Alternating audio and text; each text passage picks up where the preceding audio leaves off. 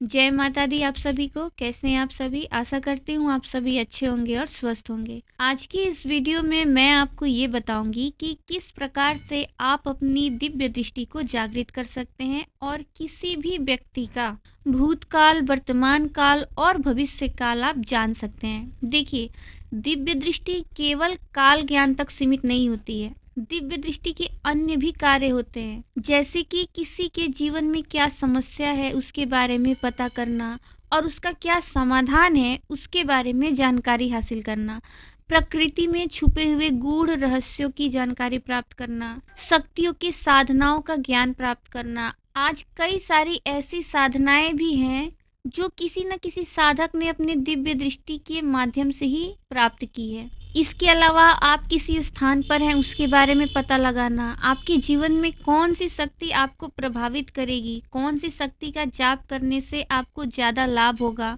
इन सभी चीजों का ज्ञान प्राप्त करना, या फिर इसके अलावा इस ब्रह्मांड में कोई वस्तु या कोई भी ज्ञान हो उसके बारे में जानकारी हासिल करना, ये होता है दिव्य दृष्टि के माध्यम से। इस तरह के अनेकों कार्य दिव्य दृष्टि के द्वारा किए जाते हैं। देखिए, दिव्य दृष्टि को जागृत करने के कई सारे तरीके हैं। कुछ हमारे शास्त्रों में भी बताए गए हैं, कई तरीके सिद्ध संतों के द्वारा, कई तरीके गुरुओं के द्वारा, आचार्यों के द्वारा भी बताए जाते हैं। लेकिन जो सबसे सरल तरीका है दिव्य दृष्टि जागृत करने का, जिसमें आपको कोई नुकसान भी नहीं होगा, वो तरीका आज मैं आपको इस वीडियो के माध्यम से बताने वाली हूँ। लेकिन सबसे पहले आप लोग ये जान लीजिए कि दिव्य दृष्टि होता क्या है। देखिए, हमारे शरीर में 7 चक्र होते हैं। उन 7 चक्रों में से जो हमारा आज्ञा चक्र होता है, जो हमारी दोनों भौं के बीच में विद्यमान है, उसको आज्ञा चक्र या अज्ञ चक्र भी कहा जाता है।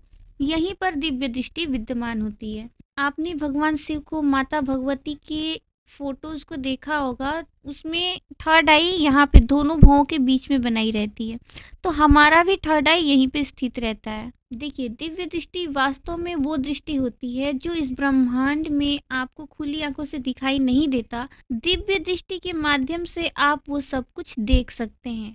दिव्य दृष्टि को जागृत करने के कई तरीके हैं, जैसे कुंडलिनी ध्यान यानी कि मेडिटेशन करके, तंत्र साधना, मंत्र साधना, यंत्र साधना, योग मार्ग, त्रिकाल ज्ञान साधना, पंचांगुली साधना, तो और भी कई सारी साधनाएं हैं जिसके माध्यम से आप अपनी दिव्य दृष्टि को जागृत कर सकते हैं। लेकिन जो सबसे सरल मार्ग है दिव्य दृष्टि को जागृत करने का, वो है मंत्र साधना या फिर नाम जप। आप अपने इष्ट का मंत्र जाप कर सकते हैं या अपने इष्ट का नाम जाप करके आप अपनी दिव्य दृष्टि को जागृत कर सकते हैं। देखिए, दिव्य दृष्टि जागृत होना कोई 1 महीने, 2 महीने या 1 साल का प्रोसेस नहीं होता है। दिव्य दृष्टि जागृत होने का एक बहुत स्लो प्रोसेस होता है, क्योंकि अगर सडनली हमारा दिव्य दृष्टि जागृत हो गया, हमारा थर्ड आई ओपन हो गया, तो हमें मानसिक विक्षिप्तता यानी कि मेंटल डिसेबिलिटी हो सकती है। इसलिए दिव्य दृष्टि अपने स्लो प्रोसेस में आराम आराम से जागृत होता है, और इसको जागृत करने के लिए आप या तो मंत्र जाप का सहारा ले सकते हैं या फिर नाम जप का। लेकिन मंत्र में और नाम जप में थोड़ा अंतर होता है। मंत्र जाप आप बिना गुरु के नहीं कर सकते। आप कोई भी मंत्र जाप कर रहे हैं, आपको गुरु दीक्षा लेनी ही पड़ेगी। जैसे मान लीजिए आप नवार्ण मंत्र की साधना कर रहे हैं, आपकी इष्ट माता दुर्गा है और आप उनके नवार्ण मंत्र की साधना करना चाहते हैं, तो आपको नवार्ण मंत्र की दीक्षा लेनी ही पड़ेगी।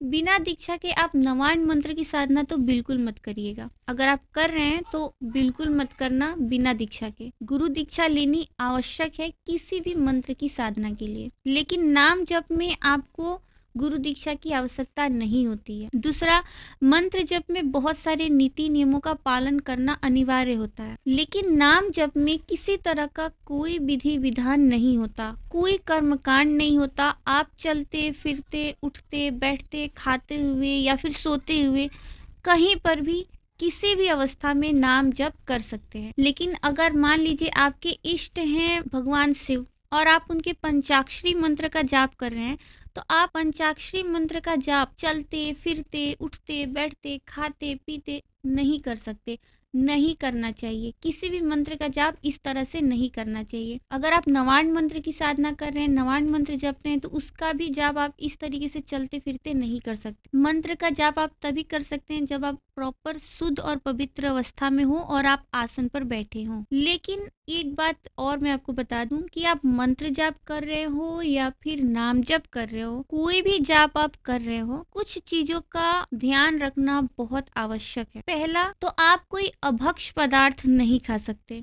जैसे कि मांस मदिरा का सेवन करना, इन सारी चीजों का परहेज आपको करना पड़ेगा। अगर आप साधना के क्षेत्र में आ रहे हैं तब आपको मांस मदिरा का त्याग कर ही देना होगा। दूसरा, आप व्यभिचार नहीं कर सकते, किसी की निंदा नहीं कर सकते, किसी का अपमान नहीं कर सकते, किसी के साथ गाली गलौज करना, लड़ाई झगड़ा कर लेना, आप ये सारी चीजें नहीं कर सकते। आपको इन सभी चीजों का त्याग करना पड़ेगा।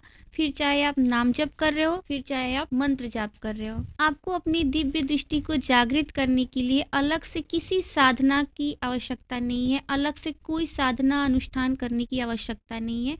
आप अपने इष्ट के मंत्र को ही पकड़ो और उन्हीं के मंत्र का जाप करना स्टार्ट कर दो। नाम जप करो या फिर मंत्र जाप करो, धीरे धीरे 2 साल, 3 साल, 4 साल में, 5 साल में आपकी दृष्टि जागृत हो जाएगी, आपकी थर्ड आई ओपन हो जाएगी, आपको भी दिव्य दृष्टि प्राप्त हो जाएगी। क्योंकि नाम जप करने से, मंत्र जाप करने से हमारी कुंडलिनी शक्ति, सबसे पहले हमारा कुंडलिनी ही जागृत होना शुरू होता है, हमारे 7 चक्र एक्टिव होने शुरू हो जाते हैं और उन्हीं 7 चक्रों में से एक चक्र होता है हमारा आज्ञा चक्र। तो नाम जप करिए, अपनी इष्ट की साधना करिए, अपनी इष्ट के मंत्रों का जाप करिए और उनको समर्पित होकर करिए, भक्ति भाव से करिए, तो अवश्य ही आपकी दिव्य दृष्टि जागृत हो जाएगी। आशा करती हूँ आज की ये जानकारी आपको अच्छी लगी होगी।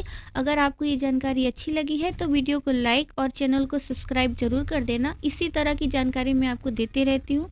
मिलूंगी मैं आपसे अपने नेक्स्ट वीडियो में। जय माता दी।